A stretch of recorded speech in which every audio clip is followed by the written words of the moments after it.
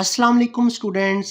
मेरा नाम सर इरफान है और मैं आप तमाम तर स्टूडेंट्स को लर्न मैथमेटिक्स चैनल में वेलकम कहता हूं। स्टूडेंट्स, हमने 9th class mathematics science group chapter number 1 का आगाज़ किया हुआ है, जिसमें हमने exercise 1.1 question number 1 and question number 2 को डिटेल से डिस्कस कर लिया था।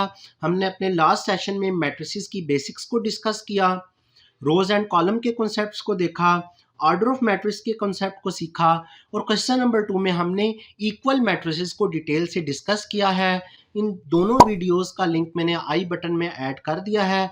आप आई बटन पे क्लिक करके इन दोनों लेक्चर्स को इजीली समझ सकते हैं। आइए स्टूडेंट्स, आज हम क्वेश्चन नंबर 3 को डिस्कस करते हैं और आज की इस वीडियो में हम एक्सरसाइज 1.1 को कंप्लीट करने वाले हैं। क्वेश्चन नंबर 3 जो इस एक्सरसाइज का लास्ट क्वेश्चन है, इसको देख लेते हैं। इसमें आपसे क्या पूछा जा रहा है। यहाँ पे लिखा हुआ है कि find the values of A, B, C and D which satisfied the matrix equation. यहाँ पे आप देख सकते हैं कि आपके पास एक मैट्रिक्स लेफ्ट हैंड साइड पे है, राइट हैंड साइड पे भी एक मैट्रिक्स है और इन दोनों के दरमियान इक्वल लिखा हुआ है। इक्वल का मतलब ये है कि ये जो दोनों मैट्रिसेस हैं ये आपस में क्या हैं, बराबर हैं। तो हमने अपने लास्ट सेशन में डिस्कस किया था कि इक्वल मैट्रिसेस उस मैट्रिक्स को कहते हैं जो दो कंडीशन को सेटिस्फाई कर रही होती हैं कि फर्स्ट नंबर पे कि उनका जो ऑर्डर होता है दोनों मैट्रिसेस का वो बिल्कुल सेम होता है। जैसे कि यहाँ पे आप देख सकते हैं कि ये जो लेफ्ट हैंड साइड पे मैट्रिक्स है इसमें आपके पास 2 रोज हैं और 2 कॉलम हैं। इसी तरह राइट हैंड साइड पे आप देखें तो 2 रोज हैं और 2 ही कॉलम्स हैं इस मैट्रिक्स में। तो हम कह सकते हैं कि इन दोनों का जो ऑर्डर है वो बिल्कुल सेम है। और अगर हम इनकी कॉरेस्पॉन्डिंग एंट्रीज की बात करें तो यहाँ पे आपके पास क्वेश्चन में लिखा हुआ है कि ये जो मैट्रिक्स है ये एक इक्वेशन की फॉर्मेट में है। तो हमने इसी इक्वेशन को, मैट्रिक्स इक्वेशन को सॉल्व करना है और इसमें ए, बी, सी एंड डी के आंसर्स को फाइंड आउट करना है। तो स्टूडेंट, इस क्वेश्चन को सॉल्व करने का जो आसान तरीका है वो ये है कि आपने इस क्वेश्चन को इक्वेशन के फॉर्मेट में सॉल्व करना है और ये जो इक्वेशन आपके पास बनेगी इसको हम मैट्रिक्स इक्वेशंस कहते हैं। यहाँ पे अगर आप देखें आपके पास जो लेफ्ट हैंड साइड पे मैट्रिक्स दी गई है इसमें ए प्लस सी है और इसकी जो कॉरेस्पॉन्डिंग एंट्री है वो क्या है, 0 है। तो मैं कह सकता हूँ कि ये मेरे पास फर्स्ट इक्वेशन है। इसी तरह से अगर मैं इस मैट्रिक्स की बात करूं तो इसमें मेरे पास फर्स्ट रो में जो सेकंड एंट्री है वो a प्लस 2b है। अगर a प्लस 2b को देखें और इसके सामने वाली मैट्रिक्स में जो इसकी कॉरेस्पॉन्डिंग एंट्री -7 है इसको देखें तो ये हमारे पास इक्वेशन नंबर 2 है। इसी तरह से अगर हम सेकंड लाइन में बात करें, सेकंड रो में c-1 है, उसकी कॉरेस्पॉन्डिंग एंट्री 3 है। तो लिहाजा मैं कह सकता हूं कि यहाँ पे जो मेरे पास इक्वेशन नंबर 3 है वो c-1 बराबर है 3 के। इसी तरह से अगर आप यहाँ पर नोट डाउन करें तो आपके पास सेकंड रो में जो लास्ट एंट्री है 4d-6, इसकी जो कॉरेस्पॉन्डिंग एंट्री है वो 2d है। तो ये हमारे पास जो इक्वेशन बनी 4d-6 इक्वल्स है 2d के। तो स्टूडेंट्स, अब आपने इन 4 इक्वेशंस को सॉल्व करना है। आपने a, b, c and d इन तमाम तर अननोन की वैल्यूज को फाइंड आउट करना है। स्टूडेंट्स, इस क्वेश्चन को सॉल्व करने की जो आसान ट्रिक है वो ये है कि आपने पहले फर्स्ट 2 इक्वेशंस को देखना है। तो यहाँ पे आपको नजर आ जाएगा कि मेरे पास ये 2 अननोन वैल्यूज हैं a और c। इनमें से मेरे पास अभी किसी का भी आंसर मौजूद नहीं है, लिहाजा मैं इस इक्वेशन को पहले सॉल्व नहीं कर सकता। तो लिहाजा मैं आप चला जाऊंगा इक्वेशन नंबर 2 पे।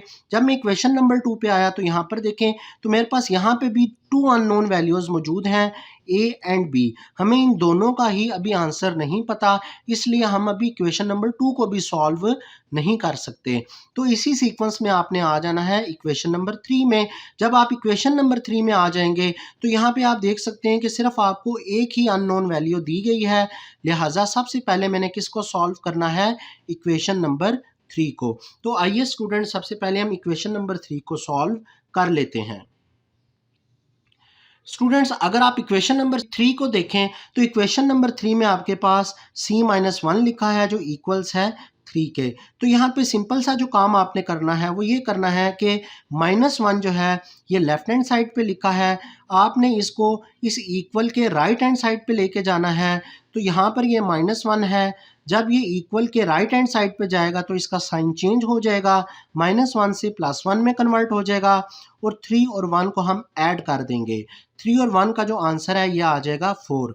लिहाजा मेरे पास जो अननोन एंट्री थी सी, उसका आंसर आ चुका है और ये आंसर क्या है, 4 है। स्टूडेंट्स अब हम इसी इक्वेशन पे दोबारा आ जाते हैं। यहाँ पे अगर आप देखें तो हमने 3 इक्वेशन का आंसर फाइंड आउट कर लिया है। अब हम देखते हैं इक्वेशन नंबर 4। इक्वेशन नंबर 4 में अगर हम देखें तो हमारे पास 4D और 2D है, तो ये हमारे पास एक ही अननोन वैल्यू है, D है, ये बिल्कुल मैच कर रही है, तो हम इस इक्वेशन को भी सॉल्व कर सकते हैं। तो सबसे पहले अब हम इस इक्वेशन को सॉल्व करने का तरीक़ाकार समझ लेते हैं।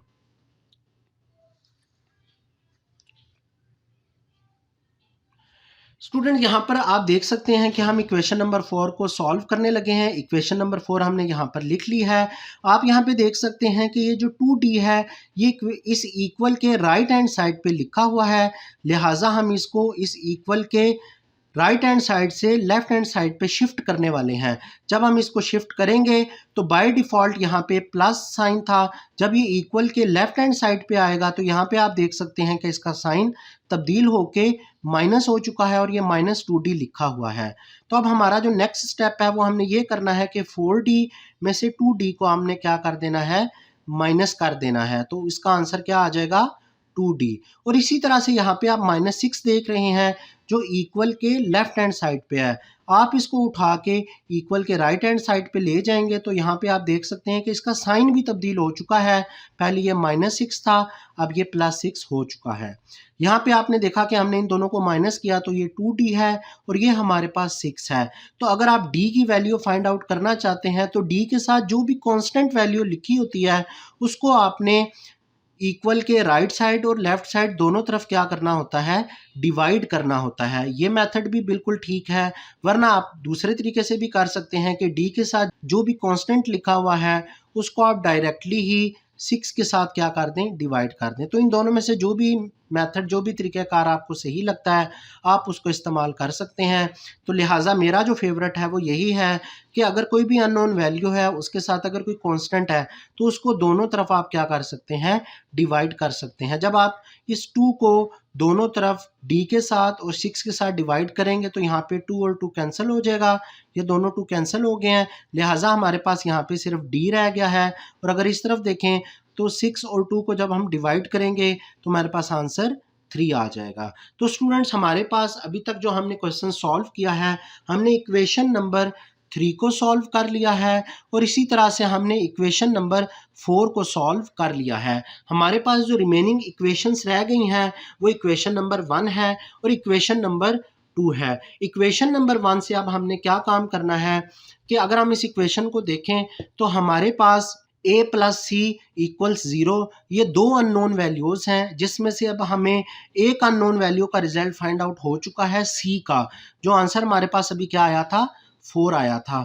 तो लिहाजा अब हम इक्वेशन नंबर 1 को सॉल्व कर सकते हैं। आइए स्टूडेंट ये देखते हैं कि इक्वेशन नंबर 1 को हमने किस तरह से सॉल्व करना है। इक्वेशन नंबर अगर मैं 1 की बात करूं तो इक्वेशन नंबर 1 को अगर आप देखें तो यहाँ पे आपने क्या करना है, जो इक्वेशन नंबर 1 है a + c = 0 के, इसमें आपने c की जगह जो आपने आंसर निकाला था 4 वो पुट कर देना है c की लोकेशन पे। और इसके बाद क्या करना है नेक्स्ट स्टेप में कि 4 को आपने लेफ्ट हैंड साइड से शिफ्ट कर देना है राइट हैंड साइड पे, तो ये +4 से -4 में कन्वर्ट हो जाएगा और 0 में से जब मैं 4 को माइनस करता हूँ तो मेरे पास एक आंसर आ जाता है जो क्या है, -4 है। तो स्टूडेंट्स हमने यहाँ पर इक्वेशन नंबर 1 को भी अब सॉल्व कर लिया है। हमारे पास जो रिमेनिंग इक्वेशन रह गई है वो इक्वेशन नंबर 2 रह गई है और हमारे पास जो रिमेनिंग अननोन वैल्यू रह गई है वो सिर्फ b की रह गई है कि हमने अब सिर्फ b फाइंड आउट करना है। तो लिहाजा अब इसको भी सॉल्व करने का तरीक़ाकार समझ लेते हैं।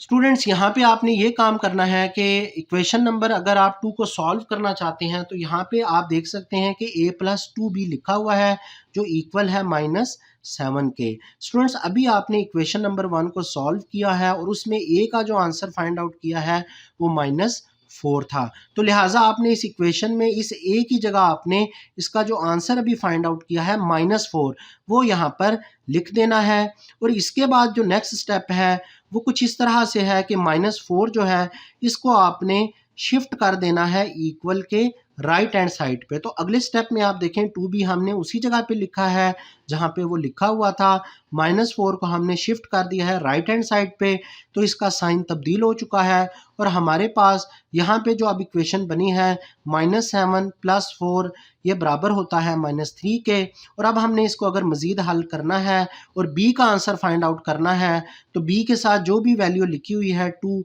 इसको आपने b के साथ भी डिवाइड कर लेना है और 3 के साथ भी डिवाइड कर लेना है। और इस तरह से ये आपको नज़र आ रही है 2 और 2 आपस में कैंसिल हो जाएंगे तो हमारे पास यहाँ पे सिर्फ b रह जाएगा। और इसके बाद -3/2 अगर मैं इनको डिवाइड करता हूँ तो मेरे पास जो आंसर नज़र आ रहा है वो -1/5 है। लिहाजा हमने जो हमें क्वेश्चन में 4 अननोन वैल्यूज़ दी गई थी A, B, C and D, इनके आंसर्स फाइंड आउट कर लिए हैं।